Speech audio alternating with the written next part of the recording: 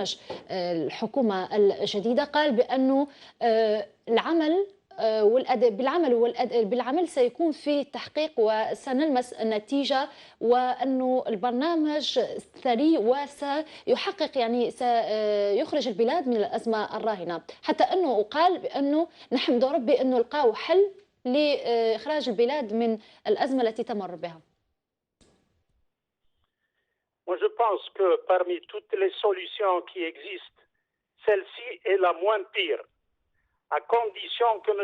Ouyahia respecte ses engagements, à savoir que les fonds qui seront empruntés par le Trésor auprès de la Banque d'Algérie ne soient pas destinés à alimenter la consommation, mais bien à financer l'investissement public, ce qui, d'après lui, ne sera donc pas source d'inflation. Et d'un autre côté, il a évoqué le niveau de la dette publique qui ne dépasse pas actuellement les 20% du PIB et qui, selon lui, va nous donner une marge raisonnable d'endettement. Cette façon de procéder va assurer à l'Algérie la sauvegarde de son indépendance financière et lui permet ainsi de poursuivre son effort de construction nationale. Mais M.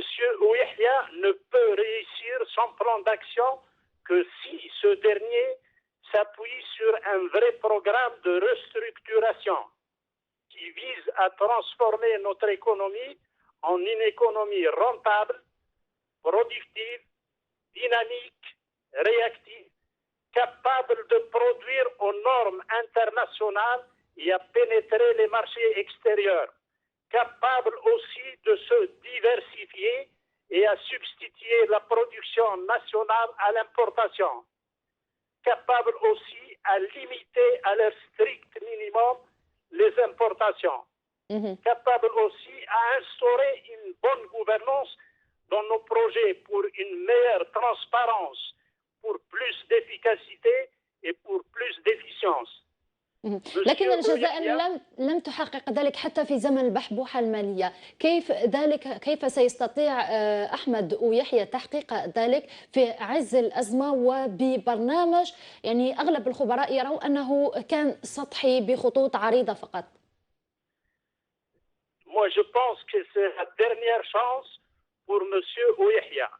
C'est pour ça qu'il a intérêt à placer des garde-fous pour une utilisation rationnelle de cet argent, pour éviter d'aller vers l'impasse. Parce que, rappelez-vous, les années 90, avec le FMI, lorsqu'il nous a prêté de l'argent, il a mis en place des garde-fous et un programme de restructuration de l'économie.